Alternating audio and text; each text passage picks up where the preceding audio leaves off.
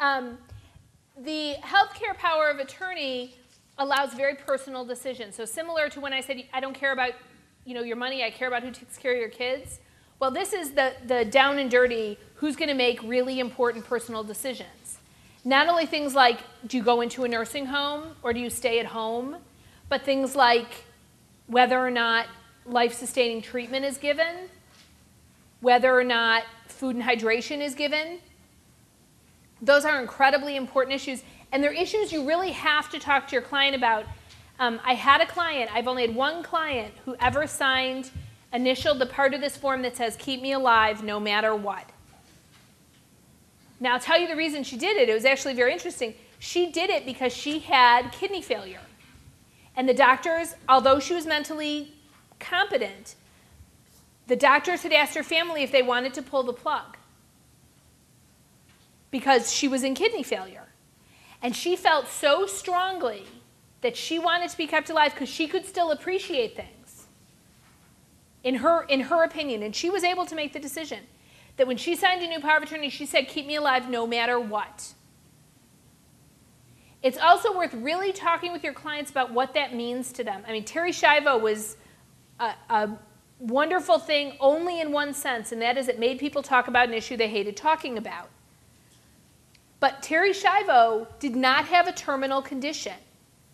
There's a living will in here that's a form. It's called Declaration of Intent.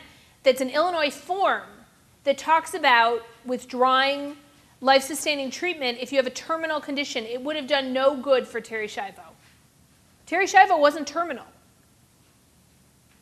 Death was not imminent. Terri Schiavo could have lived in that state for, I think the doctor said, what, 30 years, normal lifespan potentially? So when people say, oh, I don't want to be kept alive like Terri Schiavo, think about what that means. She wasn't terminal. Do they mean persistent vegetative state? Do they mean terminal condition? What kinds of things do they mean? And this is the place you put it. The other thing to realize, which I had not realized until I had the issue come up in one of my own accounts, is that the person named as power of attorney for health care has the right to dispose of your remains and determine whether or not an autopsy is performed. So that means someone who decides whether you're cremated, your client, whether your client is cremated, where they're buried, and if there's an autopsy. A hard thing to say to your client, but probably worth making sure they're aware of it, because it could be that the person they want to make their decisions during life is not the person they want to make their decisions about burial. I want my wife to do it, but I want to be buried, with my first wife.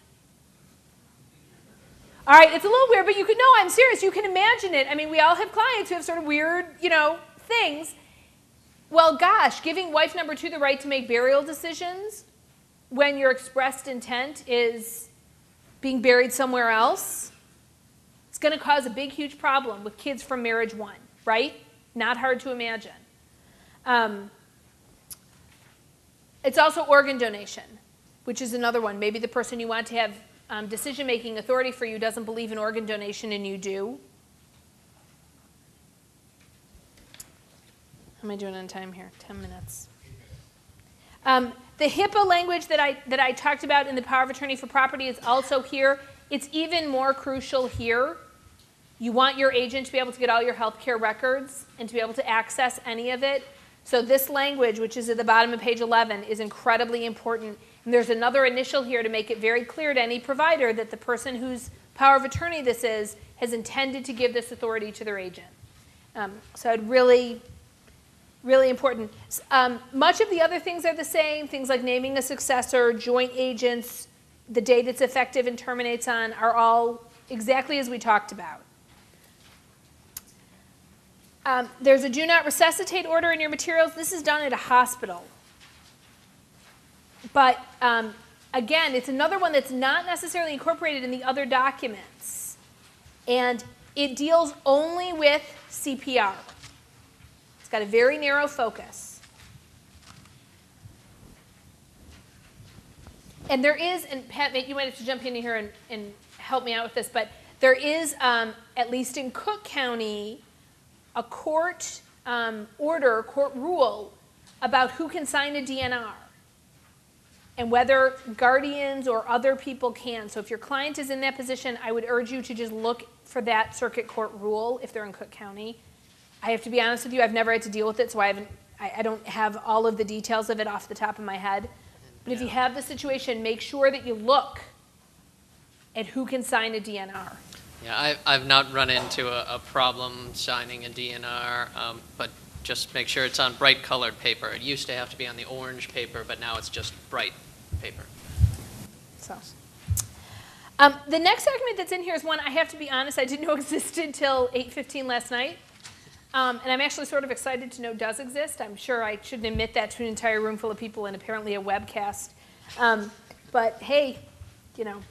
And this is a power of attorney of healthcare for a minor child. And the idea here is somebody who can make healthcare decisions for your child or your client's child while they're away.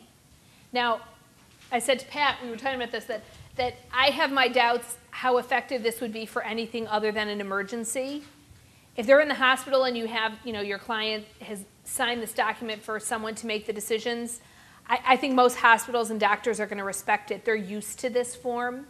They've seen it a million times in the power of attorney format. So I think they're not really going to squawk at it. I suspect most other providers, if you're trying to use this for something else, are going to have a real issue with it because they're not used to seeing it. But I think it would be quite effective in an emergency room or with a doctor because it's so similar to the general power of attorney for healthcare. Yes, can I go back to the declaration for a moment? Do we need both the declaration and the statutory power of attorney? You mean the declaration of intent? Yes. Thank you for asking that question. I'm sorry, I meant to mention that. The reason why many people think it is wise to have a declaration of intent as well as a power of attorney or have an agent for healthcare is because if all the agents named in your power of attorney are unavailable, have died, you can imagine you're on vacation with your spouse and your adult kids, and God forbid something happens to all of you. You're all hurt or whatever. Nobody's available. The declaration of intent is another statement to the court, to your doctor, and to anyone else about what your intentions are.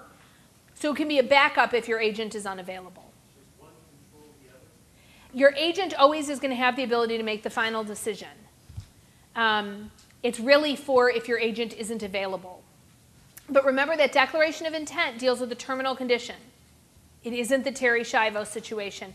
And that language is in the statute. That's Illinois legislature language, not language any of us came up with.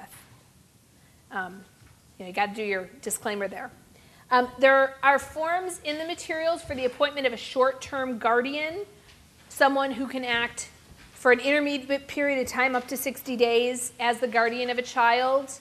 I can imagine this if your client calls and says, I'm going on vacation for a month and I'm leaving my kids with my sister and she needs to have authority to sign or do on their behalf.